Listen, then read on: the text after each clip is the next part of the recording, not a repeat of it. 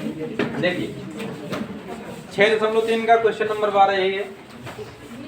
एक त्रिभुज ABC की भुजाएं, देखिए आपका चित्र पहले से दे रखा है किताब में ही।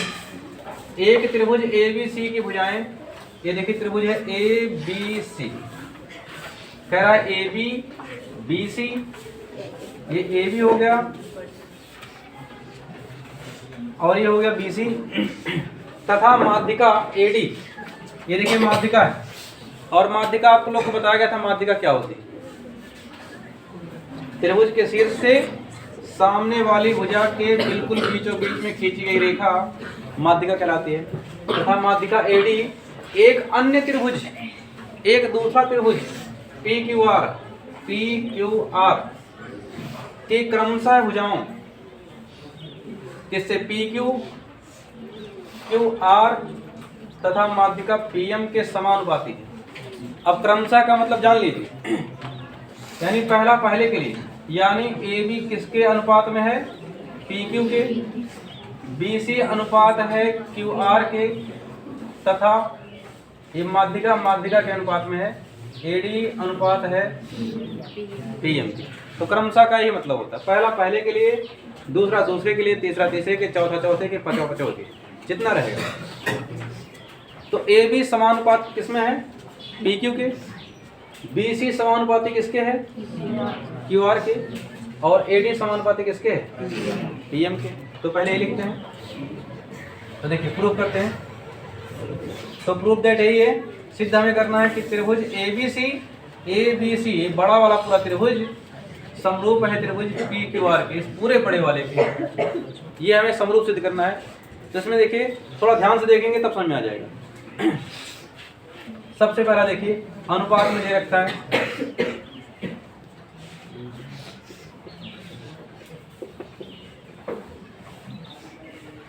AB अनुपाते PQ, फिर BC अनुपात में है QR के, और यहाँ AD अनुपात में है PM के। इतना दे रखा है। AB अनुपात में है किसके? PQ के। फिर यहाँ BC अनुपात में है QR के, और AD अनुपात में किसके? PM। अच्छा ये देखिए ध्यान से, अगर ये माध्यिका है AD तो बिल्कुल बीचों बीच में आया होगा, है कि नहीं? ये बिल्कुल बीचों बीच में आया है। अगर हम कहें B से लेके C तक की पूरी अगर लंबाई 2x हो, B से लेके C तक की, तो D से लेके B तक कितना होगा? x, और D से लेके C तक भी कितना होगा? x, ये होगा।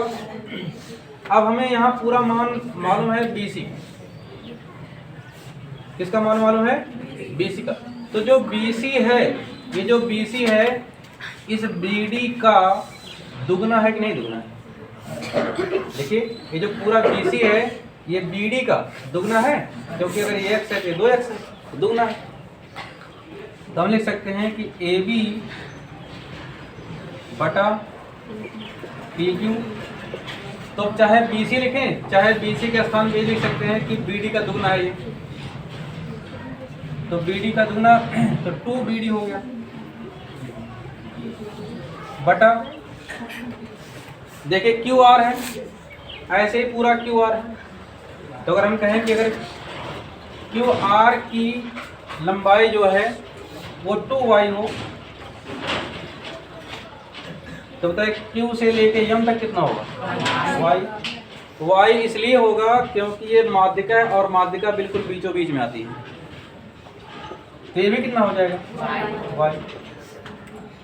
तो अगर QR 2y है, इसका ये मतलब हुआ ये QM का दुगना है कि नहीं?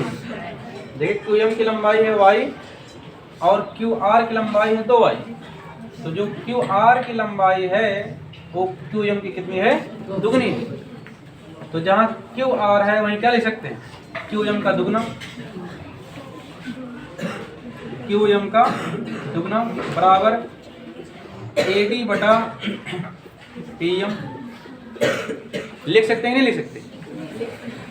देखिए यहाँ से 2 और 2 हो गया कैंसिल,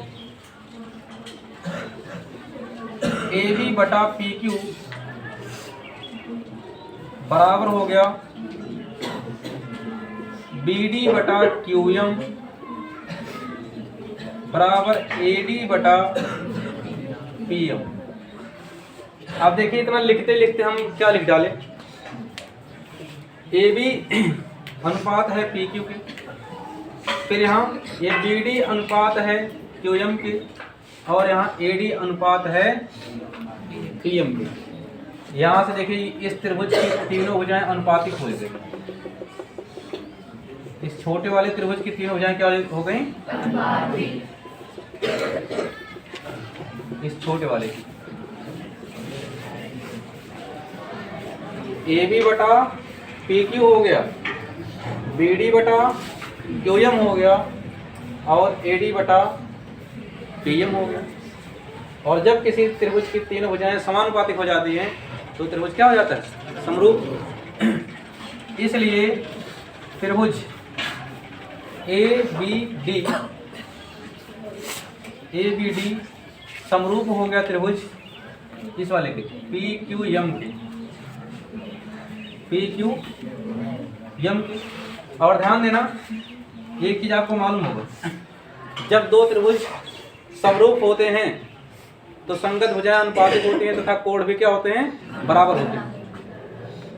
अब देखिए इसके कोण बराबर होंगे तो ये वाला कोण इस वाले कोण की क्या होगा, बराबर होगा। कोण भी बराबर हो जाएगा किसके, कोण क्यू की, होगा कि नहीं होगा। और ये वाला बराबर हो जाएगा इसके, तब इसको लिखना है, कैसे लिखेंगे, बी ए डी, कोण ए लिख दोगे तो पूरा हो जाएगा, इसे लिखना है बी ए डी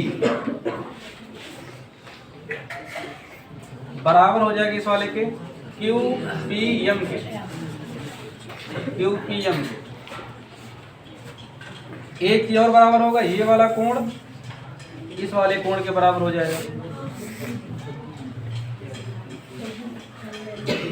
तो कैसे लिखेंगे इसको, ए डी बी, कोण ए डी बी बराबर होगा कोण इस वाले के पी एम क्यू के, पी एम क्यू के। देखिए बस थोड़ा सा और बचा है, अभी जान जाएंगे सिद्ध कैसे हो गया।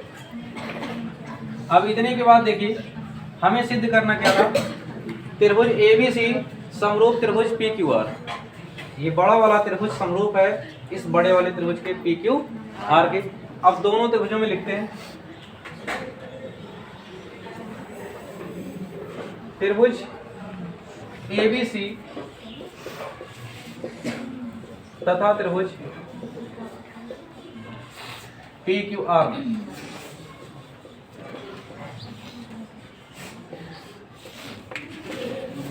अगर कोई दो शर्तें मिल जाएं तो त्रिभुज हो जाएगा समरूप। अब देखिए एक चीज तो हमें पहले से ही मालूम है, जो दे रखा है कि भुजाएं अनुपातिक इसकी पहले से हैं, तो इसकी दो भुजाएं पहले से अनुपातिक हैं। और इस त्रिभुज में बड़े वाले में A B C P Q R, इसमें हमें माध्यिका का कोई काम नहीं है, इतना ध्यान रखिएगा। तो माध्यिका वाला छोड़ देते हैं, बाकी दूसरे अनुपात में है कि नहीं है। तो ए बी अनुपात है किसके, पी क्यू बराबर बी सी अनुपात है किसके, क्यू आर के। ये आपका दिया है पहले से, क्या है दिया है। एक शर्त तो हो गया। अब देखिए हम लिखे क्या, ध्यान से इसको देखिएगा, ए बी अनुपात में है पी क्यू की, ये भुजा इस भुजा के अनुपात में हो गया। फिर बी सी अनुपात है क्यू आर, ये पूरी भुजा अनुपात में हो गई इस पूरी भुजा के क्यू आर की। ये भुजा इस भुजा के अनुपात में, और ये भुजा पूरी भुजा इस पूरी भुजा के अनुपात में है। और अभी अभी सिद्ध किए हैं कि कोण B बराबर है किसके? कोण Q के।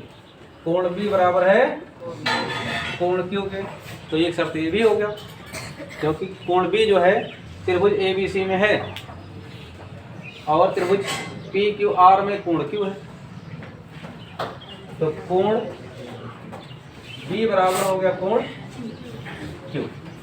अभी सिद्ध किया गया है, दो शर्त हो गया। जैसे ही दो शर्त हो जाएगा, इसलिए त्रिभुज ABC समरूप हो जाएगा त्रिभुज PQR के, क्योंकि जब इससे पहले हम समरूप सिद्ध किए थे तो यहाँ B Q के बराबर हुआ था। और रूल यही है, देखिए, अगर दो भुजाएं अनुपातिक हैं, दो भुजाएं अनुपातिक हो और उसी के बीच का कोण बराबर हो, तो देखिए ये भुजा इस भुजा के अनुपात में और ये वाली भुजा इस भुजा के अनुपात में, और उसी के बीच का कोण क्या है? बराबर है। इसलिए त्रिभुज क्या हो जाएगा? समरूप हो जाएगा। यहाँ से जोड़ो।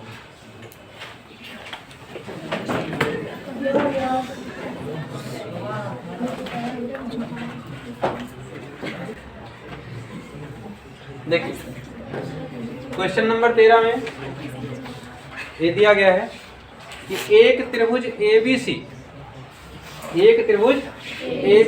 में भुजा BC पर एक बिंदु D इस प्रकार से है।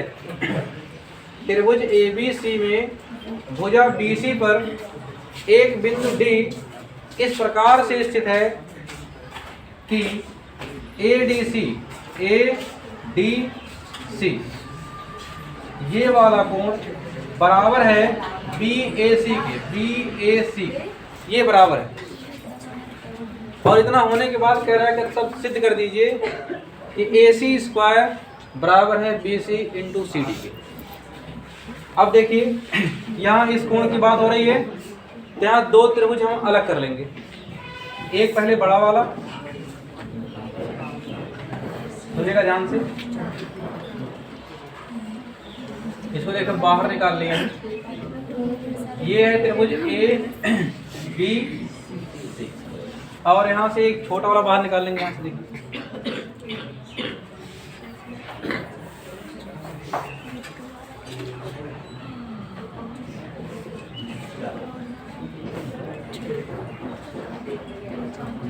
ठीक। और इसमें दे रखा है कि ये वाला कोण बराबर है इस वाले कोण, इतना आपको दे रखा है।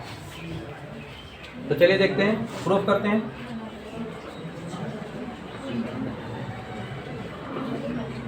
त्रिभुज ABC तथा त्रिभुज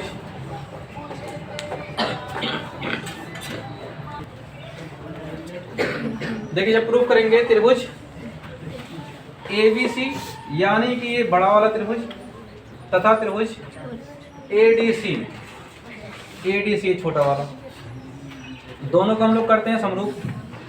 तो दो शर्तें चाहिए। तो देखिए कोण A बराबर हो जाएगा कोण D के, और ऐसा इसलिए होगा क्योंकि पहले से किताब में ही दे रखा है।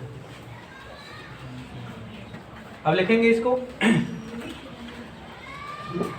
तो A को लिखना है, तो BAC कोण BAC बराबर होगा कोण इसके ADC के बराबर क्यों है दिया?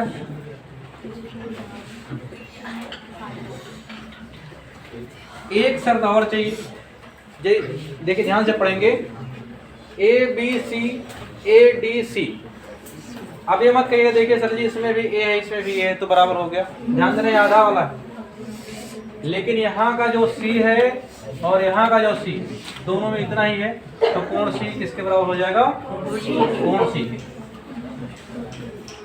तो लेकिन कोण C बराबर हो जाएगा कोण C के।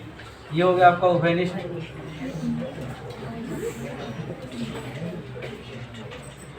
और जैसे ही दो शर्त मिल जाते हैं अपना त्रिभुज हो जाता है समरूप। अब देखिए जैसे ही समरूप हुआ तो लिखेंगे कैसे इसको, ए सी बी, त्रिभुज ए सी बी समरूप हो जाएगा त्रिभुज इस वाले के डी सी ए के। अब देखिएगा, चलिए जैसे दो त्रिभुज समरूप होते हैं उनकी संगत भुजाएं हो जाती हैं अनुपातिक। तो चलिए अनुपात में कर देते हैं, ए सी बटा यहाँ क्या हो जाएगा डी सी, फिर यहाँ का बी सी और यहाँ पे क्या हो जाएगा सी ए या फिर ए सी। अनुपातिक हो जाएंगे भुजाएं, तिरछा गुणा कर लीजिए, ए सी का ए सी में ए सी स्क्वायर बराबर B C into D C, यही चीज करना था।